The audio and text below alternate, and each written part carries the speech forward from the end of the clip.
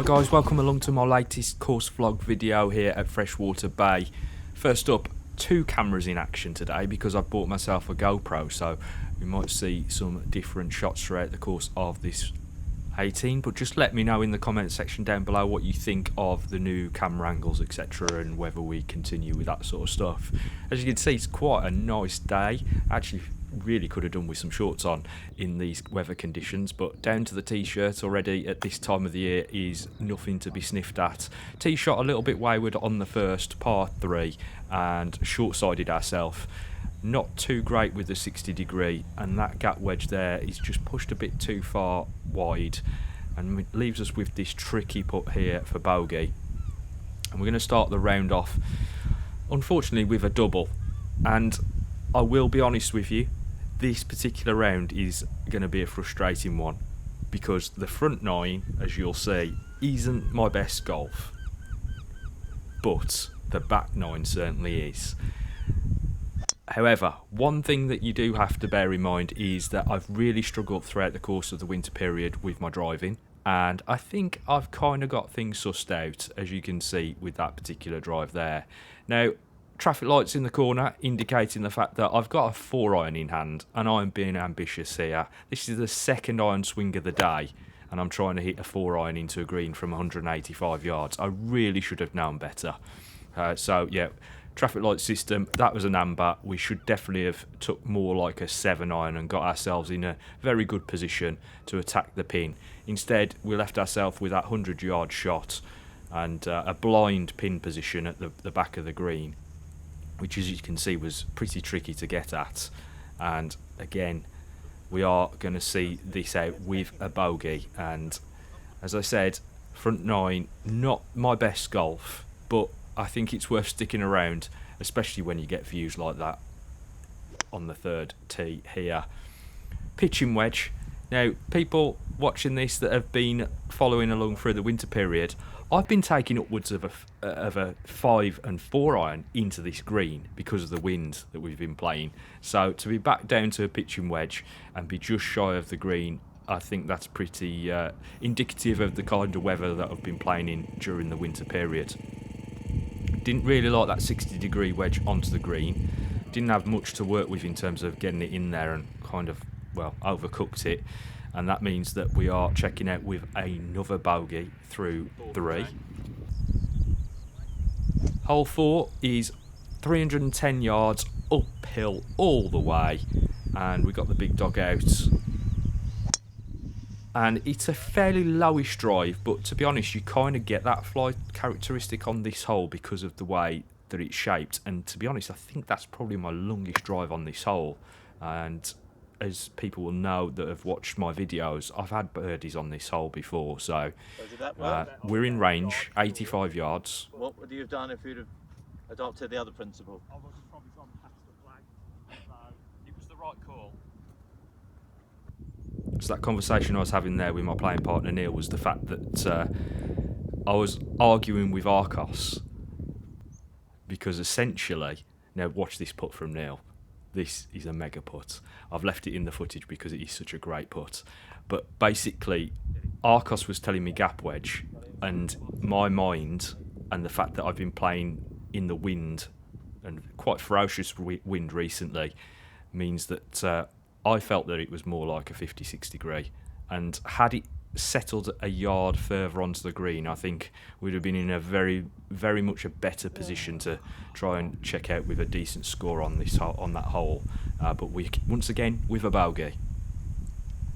So back onto the par 3s, and it's ace cam again, but we have pulled that tee shot left with the 8 iron. 60-degree wedge out. And left that a little bit shorter than I really wanted to. Just on the fringe here, so we can't line the ball. But will that matter? No, it won't. First par of the day. What a putt. Okay, so hole 6, par 4, 384 yards. Slopes heavily from right to left. Need to be up on the bank if at all possible. Bit of a lowly flighty drive, and it does come back down the channel, and we're on the left hand side rough here with a 6 iron. Again, not the best contact there, but as you can probably tell, ball is well above my feet. And again, the ball is going to come down from the right hand side down to the left. I've got somebody else's divot stopping You can my move ball. that, can you? Well, yeah, but if I move it and it moves the ball, then it's a shot. Yeah. So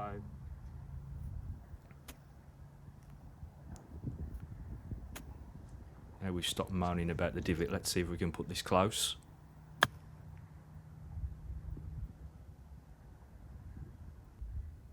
Well, not too bad.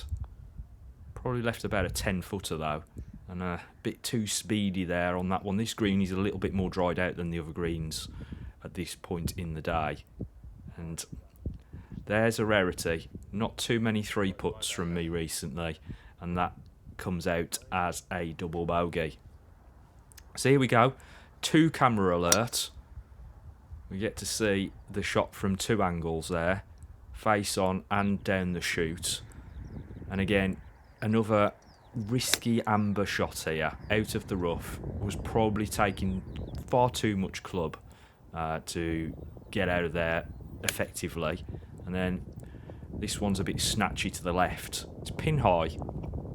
So good on the distance, but as usual, my pulley, hooky draw has sent it a little wayward.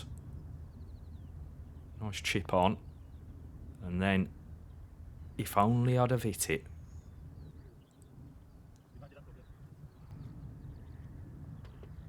And it's yet another double on the card. Hole 8 is the par 4, 436 yards. And again, a decent drive, but again, I've pulled it slightly left. And that's left us in this tricky predicament here. Ball well below my feet, and that was always prone to happen there. And this is a collector's item. Don't see me fat the ball very often. But 4th shot here with the 56 degree. We've got about 75 yards to the pin.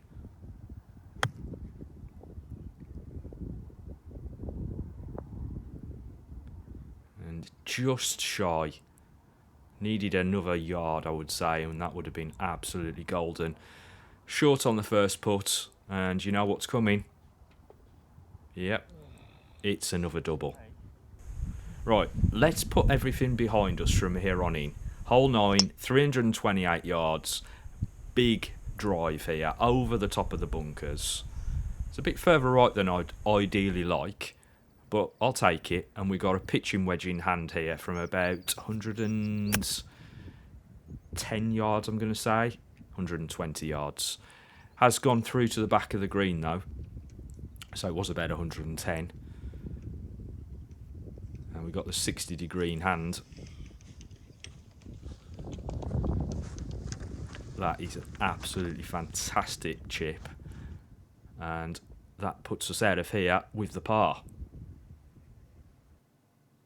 So, as you'll agree, not the best front 9 that I've ever had, but we're still there and thereabouts. 44 through the front 9, so we are currently 11 over. Right then, let's get on it in this back 9.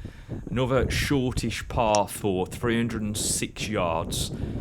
Again, slightly further right than I'd like, but decent distance. Really starting to hit the driver well now. Leaves us just 70-ish yards to the pin. And I did turn the camera there. That's why the shot trace is slightly adrift on the yardage. But it's given us an opportunity for a birdie. just come across it slightly, and it's pin high. Decent putt, just, you know, a little bit off target, but we'll take another par. So here we go, on to the first par 5. Stroking deck 6, 480 yards. Double screen again. And again, a little bit left off the tee there. And another amber alert. I've got the 3 wood out. Everybody knows I can't hit this thing. So why do we even try? Honestly, what I should have done there in that position is split this distance in 2 and gone with 2 7-irons, but I've punched it about 100 yards forward, if that, and then obviously 4-iron was a decent attempt. Tried to bump it in here with a gap wedge, but it didn't really hold as it got to the green, and that's left us with a long putt here, and that's the par gone. Can we save a bogey here? Still got quite a lot of work to do here with this putt. And it slides on by. And we check out with a double. Moving on to hole 12, it's the back-to-back par 5 scenario here, and I've absolutely smashed this thing into next week. It's gone over the fairway and into the fairway on the opposite side, but once again, and that's another collector's item, I've just hit one of the S words, a shank. Yeah, arrows here pointing at the fact of where I'm actually positioned relative to where I've got to go, because I am way off target. I'm almost out of bounds on hole 5. Great putt here to try and get ourselves a birdie, but just didn't break. Expected it to turn left and it never turned, but there we go. We get away with a par on a hole where we were staring down the barrel of something pretty bad out on that right hand side. Big stick out again on hole 13, and this is another monster drive. Obviously you've got the advantage of being downhill, so 270 yards downhill. Just pitching this in here with the 56 degree, and it lands just a little bit too short. Doesn't quite roll out as far as I wanted it to, but gives us another chance to putt for birdie. And again, the lag putt there is not a bad effort. And there we are, another par on the card. So we move into the signature hole here at Freshwater. 8-iron for this shot. All downhill this shot, as you can see over the top of that tee box ahead of us. And just off the side of the green to the left, a very decent lag put to get us up in proximity to the hole. And we'll take another par. 6-iron, no, usually a 6-iron off the tee, should I say, here, but I decided to take a 7, and I flared it slightly right, and we're going to find ourselves in the greenside bunker. 56 degree wedge in hand, and unfortunately the first one doesn't come out, which is unusual for me out of bunkers. I think I was just trying to be a bit too soft with the hands, so that it didn't release too quickly away from the flag. This time I give it a bit too much steam in response to that. And obviously I didn't take the camera down with me to this hole because this area of the course is kind of a bit of a meeting point, and I didn't want to slow the guys down behind us. 2 putts out of there and it's a double bogey on the card, which obviously we didn't really want on this back 9, but a decent drive away on this par 4. 60 degree wedge in, and I've got it topside. It's a 2-tier green, but the slope has taken it away just as Neil's shot has done exactly the same just here and come down the ridge. So as you can tell, it is a monster putt up the hill, and I think I did a pretty decent job there of getting close with the lag, and once again we get out with a par. Hole 17, 142 yards, all uphill. I've actually got 6-iron in hand, and it's the number. maybe a few more feet, but I will accept that shot all day long. It was right on the pin. Again, a decent look at birdie, just trickles by the hole, but we'll happily tap out of here with another par. So we're moving into the last, hole 18, 413 yards downhill. Driver off the tee, again a little bit right, considering how much fairway we've got to play with, but I'll take that from there. And we are pretty close there to the 150 marker, so I've got a 9-iron in hand, because it is slightly downhill still, and I've blown that through the back of the green. Unbelievable. 169 yards that recorded on Arccos. This chip on just doesn't quite get to the crest, and then obviously that leaves a very tricky putt on the way back. We can't tidy that out, and once again we are closing out with a double bogey. But I have to say, the back nine was exceptional in terms of scoring. We had 6 pars on the back nine. Fortunately, 3 double bogeys there though, which does let us down, so it is 6 over through the back nine, but a totally different style of play, especially when you consider that we've got the 2 par 5s to consider that we're playing on the back nine as well. So all in all, I think that's a pretty decent round of golf. An 85, obviously not my best score. We have carded an 83 on 2 occasions now at Freshwater. And although obviously this is a chasing 80 video, I'm always happy to be in the low to mid 80s in any game that I'm playing. So guys, I hope you've enjoyed that video. If you have, don't forget to smash that like button. Subscribe if you're new around here, and I'll see you next time.